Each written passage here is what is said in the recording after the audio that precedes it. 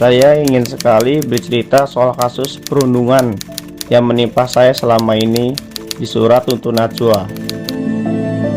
Mudah-mudahan dengan cerita ini, kasus saya bisa segera mendapatkan titik terang yang seadil-adilnya.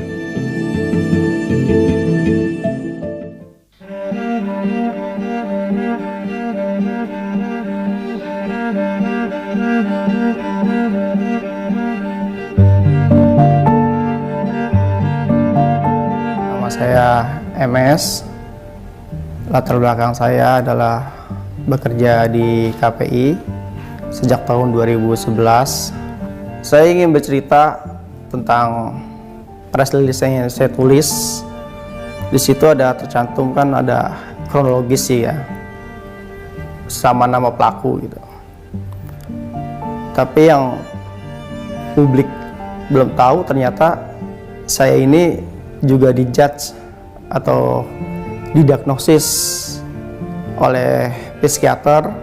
Ya, selain PTSD, saya juga anxiety disorder. Kemudian juga yang ketiga adalah depresi mayor. Dan juga sebenarnya ada 10 orang yang merundung saya gitu. Jadi itu yang belum diketahui oleh publik. Selain itu juga ada permintaan damai antara saya dan juga pelaku di Komisi Penyiaran Indonesia Pusat. Ya, itu tanggal 8 September 2021. Dan mereka menyodorkan ada 4 poin. Yang pertama adalah cabut laporan kepolisian, LPSK, dan juga Komnas HAM. Poin kedua adalah kami tidak akan melaporkan balik dengan undang-undang ITE. Yang ketiga adalah tuntut untuk menulis ulang rilis dan juga memulihkan nama baik para pelaku. Yang keempat adalah target nomor 1, yaitu adalah besoknya saya harus cabut laporan. Kemudian saya tidak menandatangani karena ketika itu saya menelpon salah satu tim kuasa hukum saya, tapi tim kuasa hukum saya bilang jangan tolak gitu. Ada upaya, dan juga dari keluarga ibu saya, istri saya juga nelpon jangan gitu, jangan. Akhirnya saya pun batal dan tidak jadi adanya perdamaian tersebut. Ketika saya menolak hal itu, kemudian ada yang namanya salah satu staf legal KPI.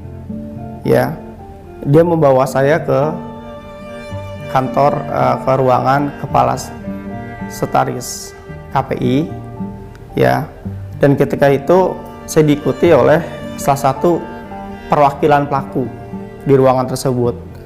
Jadi kepala sekretaris KPI ini juga halnya untuk mendukung dari salah satu poin itu, yaitu adalah menulis rilis ulang tersebut gitu. Pada malam harinya para terlapor itu melaporkan balik. Tapi karena dulu kasus saya belum selesai, maka menurut undang-undang tidak boleh dulu gitu. Tidak boleh dimasukkan, tidak boleh ada pelaporan lagi sebelum kasus saya itu pengadilan sudah selesai. Jadi sehingga Polres menolak laporan balik dari pihak pelapor.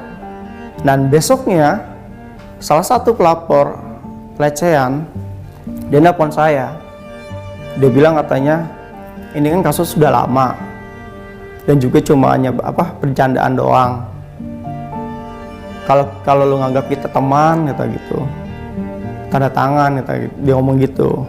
Tapi saya lagi itu juga menelpon tim kuasa hukum saya, dan kebetulan juga sedang sidang di pengadilan, tapi dia ngomong nanti kita bicarakan gitu loh ke kantor hukum masalah perdamaian ini tersebut gitu loh. Tapi akhirnya kita pun besok harinya saya pun ke kantor hukum, ke tim kuasa hukum ya, kantor tim kuasa hukum, dan kita sepakat semuanya untuk terus melanjutkan ini sampai ke meja hijau.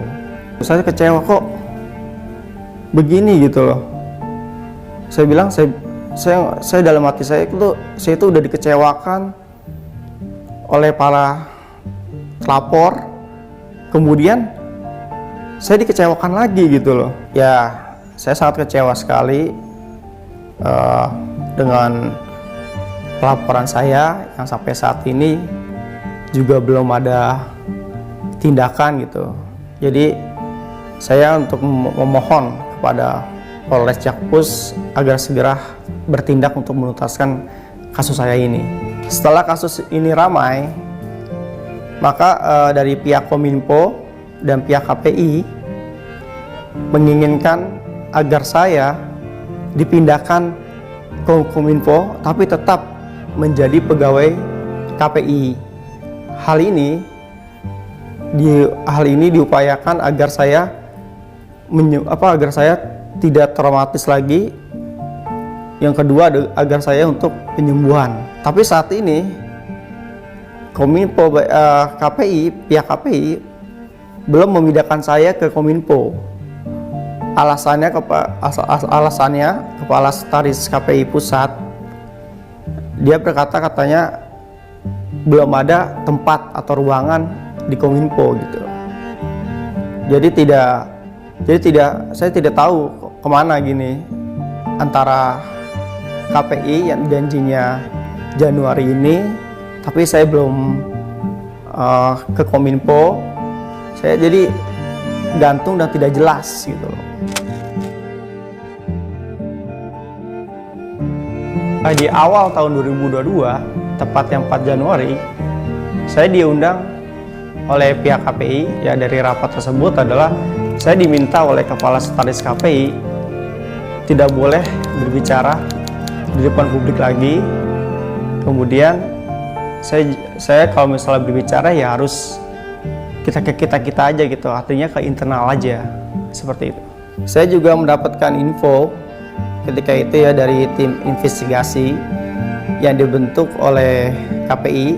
Jadi tim investigasi itu ada 7 orang, 2 orang dari komisioner dan 5 orang dari penggiat HAM. Dan 5 orang penggiat HAM ini menyebarkan kuesioner ya.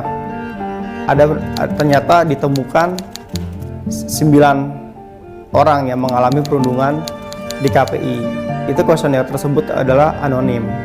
Saya udah tidak kuat lagi, sudah bertahun-tahun dirundung, kemudian sampai ke puncaknya tahun 2015 ke pelecehan itu, sehingga saya berani untuk speak up di publik karena saya ingin mencari keadilan. Minggu-minggu ini saya ada gangguan lambung, nyeri di ulu hati ya, sehingga saya tidak bisa tidur, insomnia, sampai saya sakit lambung itu, atau namanya bahasa kedokterannya gastritis ya. Itu sampai kadang sampai jam 1:30 sampai jam 4 pagi saya baru bisa tidur gitu. Dan itu mengganggu kualitas hidup saya sehari-hari dan juga penurunan aktivitas.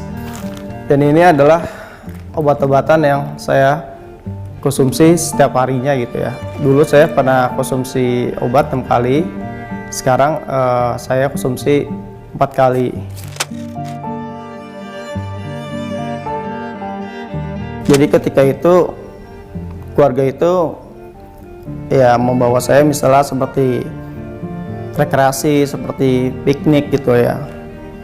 Tapi dalam ya, namanya juga saya depresi mayor, jadi saya benci melihat suatu keramaian gitu. Saya lebih baik, entah kenapa di pikiran saya sudah terkungkung oleh pikiran diri saya sendiri. Saya lebih baik itu di rumah gitu. Saya merasakan suatu hal yang tidak nyaman ketika ada banyak orang atau di keramaian.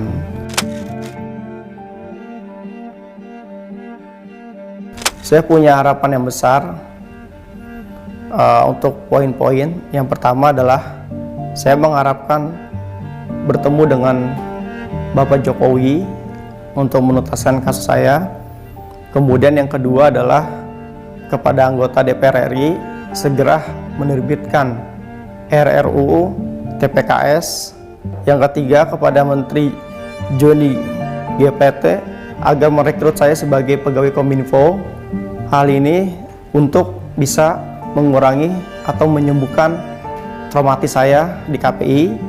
Kemudian yang keempat adalah kepada Bapak Kapolri Pak Listio Sigit agar menuntaskan kasus saya.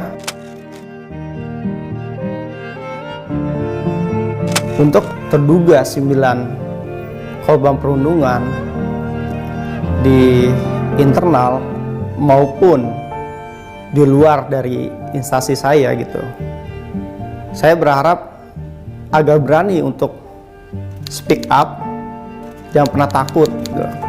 Yang kedua adalah laporkan ke pihak yang berwajib. Nah, masalahnya adalah di Indonesia ini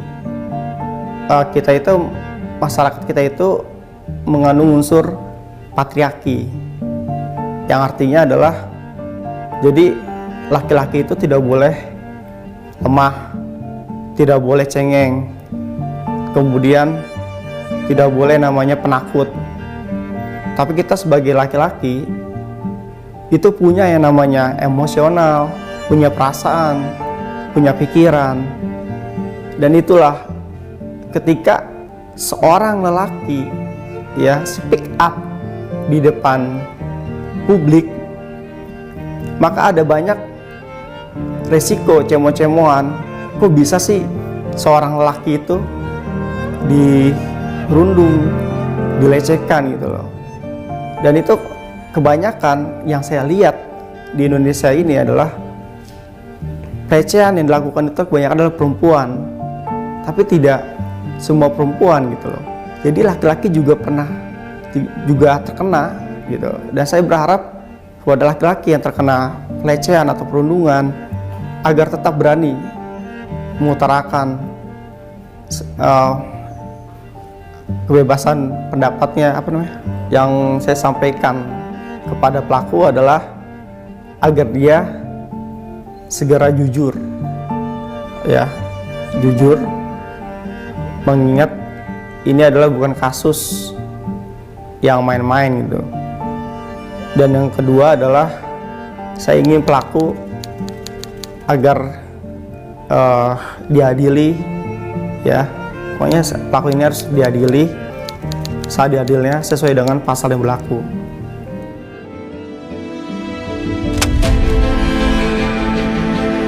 Itu tanggal 9 September. Polisi menyatakan bahwa kesulitannya adalah sama sekali tidak ada saksi dari kejadian itu selain saksi korban dan pelaku. Lalu kamera CCTV juga tidak ada. Lalu terkait dengan lokus delikti yang sudah berubah karena KPI itu gedungnya sudah baru. Kejadian itu adalah kejadian di gedung yang lama yang sekarang sudah berubah lokasi dan bentuknya. Jadi saya pikir memang kasus ini kasus yang cukup sulit, tapi saya pikir kalau melihat ada banyaknya petunjuk yang mencuat itu mestinya tidak menjadi halangan ya. Misalnya di dalam 188 KUHP itu kan dikatakan bahwa suatu perbuatan itu kan menimbulkan dampak. Nah, tinggal dampak dari kerugian fisik yang dialami korban ini dihubungkan dengan petunjuk-petunjuk yang ada, termasuk bukti-bukti medis dan pemeriksaan psikiatrikum itu, yaitu mestinya bisa jadi alat bukti yang cukup untuk menaikkan kasus ini ke penyidikan gitu. Nanti Ibu konfirmasi dulu ke sebagian sekretariatan ya. Kalau yang untuk yang secara teknis seperti ini ya. Karena kan kalau soal kepegawaian ini kan menjadi kewenangannya sekretariat ya. Maka sekretariat bagian sekretariatan yang memang di bawah komandonya kepala sekretariatan ya harus melakukan itu. Karena ini kan kalau di kita kan yang bersangkutan masih sudah tetap bekerja di kita gitu ya. MS-nya tetap sudah kerja. Terduga pelaku gitu ya, secara kontrak sudah berakhir dari KPI pusat. Tapi kalau untuk yang kepolisian kita kan menyerahkan sepenuhnya kepada proses pidananya kan kita udah serahkan sepenuhnya kepada kepolisian gitu.